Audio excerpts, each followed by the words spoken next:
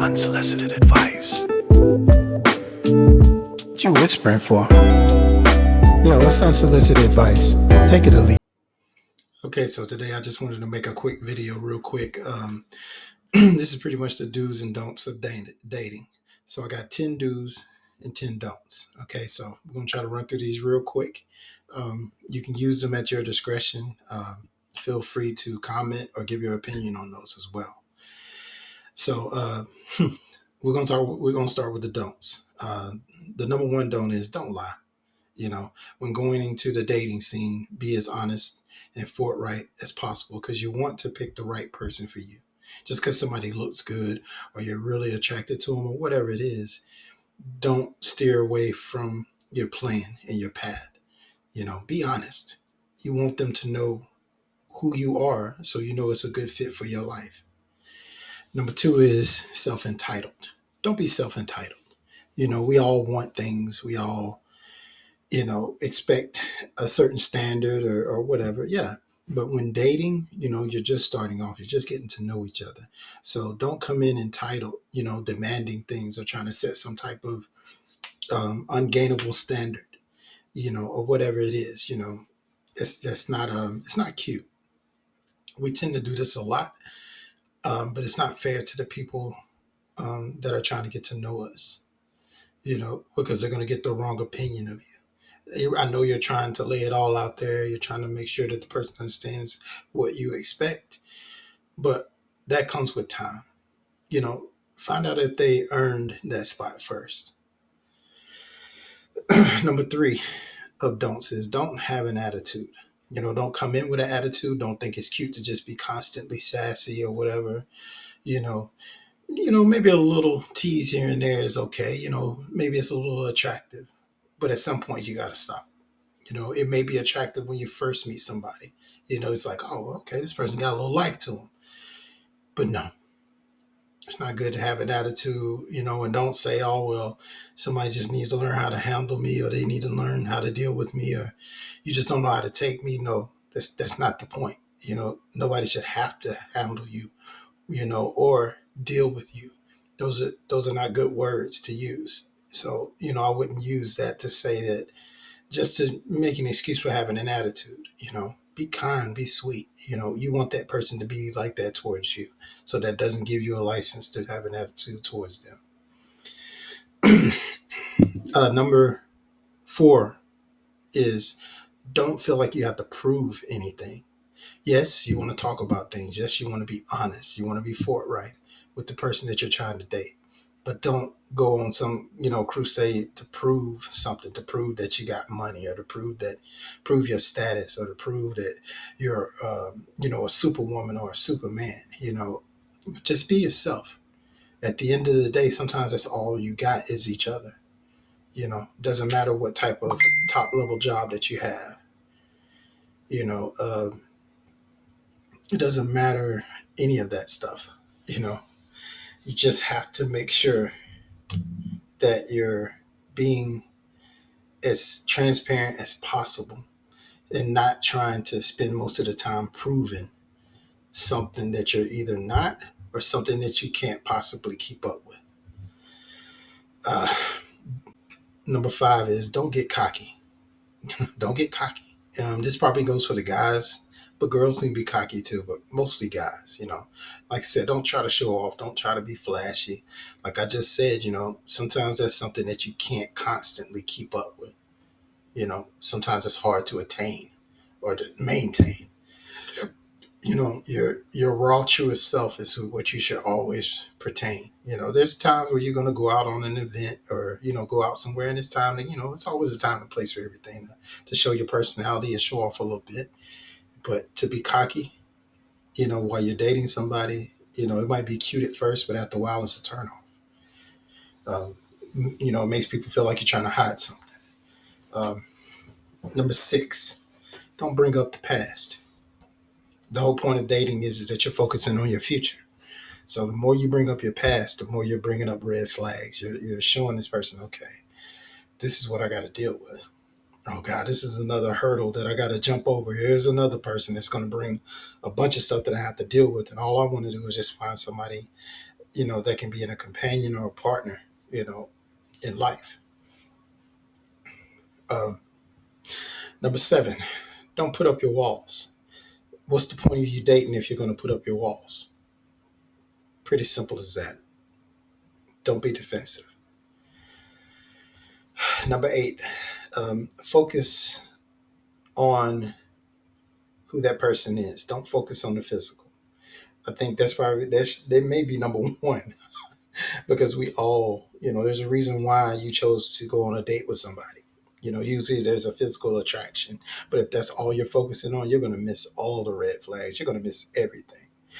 By the time it's time to have an actual conversation, you're going to realize this person doesn't even know how to carry on a conversation with you. This person has no type of social skills or no type of life skills. They just look good. And for some people that might be good enough. You might be a busy person. You don't have no time for somebody to show you who they are. But, it, if you only focus on the physicals, then you're going to realize that that person may not have a whole lot of layers to peel back. Uh, Number nine is don't be too proud to talk or interact or engage. It's not cute if you're just sitting there looking cute and you don't want to talk, or you make short conversation. The whole point is to get to know each other, to strike a conversation, to see if there's a connection. And there is no connection if you're not talking. You got to make sure that you're talking. You know, you got to make sure that you're socializing. That's something that is very lost in this generation, is socialization skills. And the last one of the don'ts is number 10. And I think this one's very important. Don't assume and don't judge. Get your answer. Get your truth. Get your answer. Don't just sit there and be like, "Oh well, you look like you're abusive, or you look like you're a gold digger, or you look like you just got a bunch of hoes, or you got this, or you got that, or you look like this, or I thought this, or I thought that." Like that's so played out. That's all you're using that is as an escape route to say, you know what, I'm already uncomfortable dating because I've had bad situations. So I'm going to use this as a way to control the narrative and control the situation. And I can use this as an escape route if my anxiety starts kicking in. No, embrace it. Embrace who you're talking to in that moment. Find out if that person is actually right for you. Who knows? That might be your soulmate, but you're spending too much time assuming and judging, being stuck, being pigeonholing yourself. You know, you're just putting yourself in a box because that's what you're comfortable with. And you got to get outside of your comfort zone in order to actually get somebody who can increase the value of your life. So, with those 10, we're going to go to the 10 do's. So, the first do is self awareness. You know, if you're going to start dating, be self aware, know who you are. You know who you are. You know who you are. You know if you got an attitude. You know if you can be stubborn. You know if you overthink. You know that if sometimes you can be an asshole or whatever you want to call it. But be very clear about who you are before you start dating. Just look at yourself in the mirror and have a talk. Say, I know how I am, and this is what I need to work on in order for me to start dating. Remember that. Be self aware. Number two, set boundaries. Set certain things. There's nothing wrong with doing that. Like I said, don't put walls up, but set certain boundaries. Say, you know what? It's okay if the person holds my hand. It's okay if he puts his arm around me to show a little affection while we're talking. Um, it's okay to talk about this, but it's not okay to talk about that. Or it's not. I'm not sure if I want to do the first kiss on the first date. Or for some people, go all the way. But set certain boundaries so you feel comfortable and you know that, okay, I'm setting a certain, I'm setting boundaries so things go a certain way so I can take steps instead of rushing. Um, Number three is communication. This is probably the most popular one. Uh, Communicating is probably the most essential. But I will say you got to be careful. Some people that aren't used to communicating will get very frustrated when you communicate more than they do.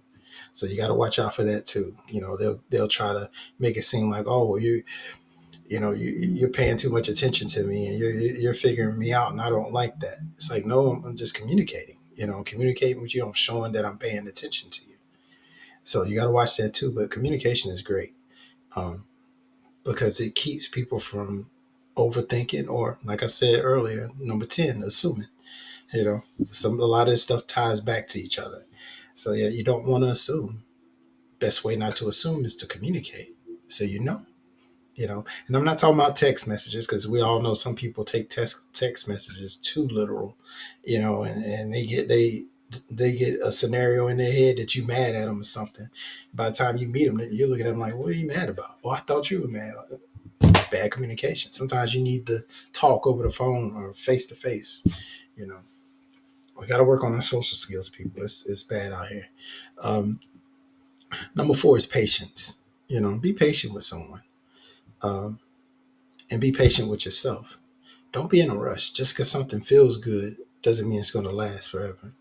You know, it's just like when you go to an event or a party and it's just great. It's just great, but the party is over with after a while. Or your favorite, you go get your favorite meal. It's so good, but now you're done eating. You have to be patient. Don't be in a rush.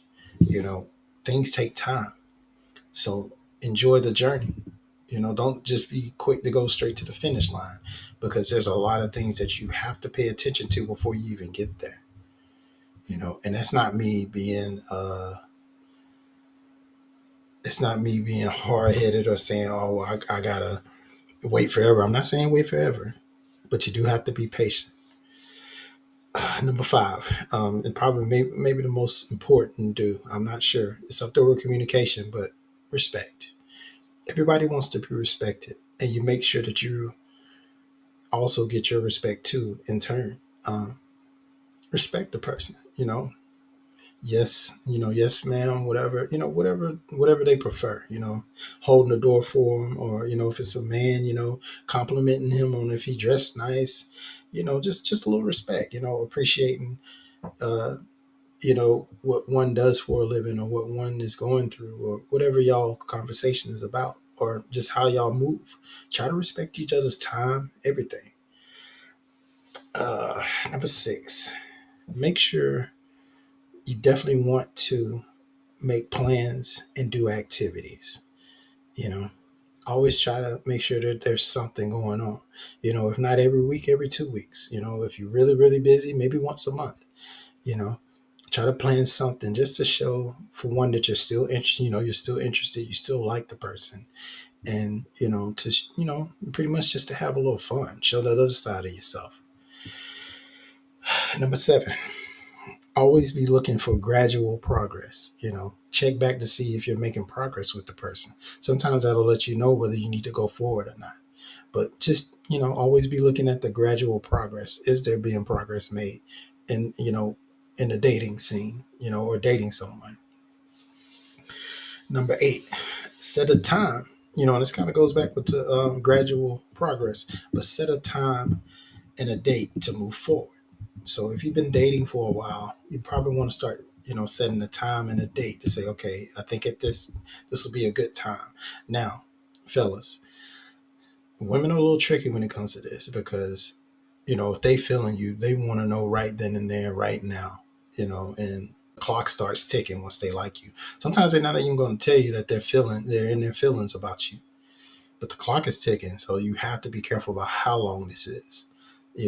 Some people, they with you. They might say, oh, 6 months. I think 6 months might be pretty good. Well, we can probably take it to the next level. If you're waiting a whole year, it just depends on the person. You know, some people, after a month, they like, hey, what we doing? So, just be careful. Uh, Number nine,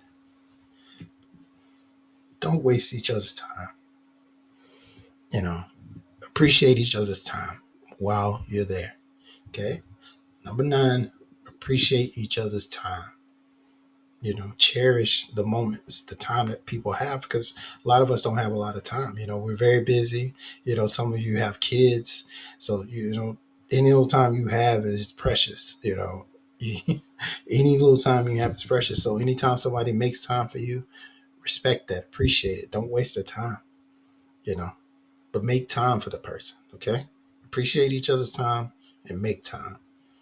Okay, but don't take a person's time for granted, because time is very precious. And last but not least, always remember your number.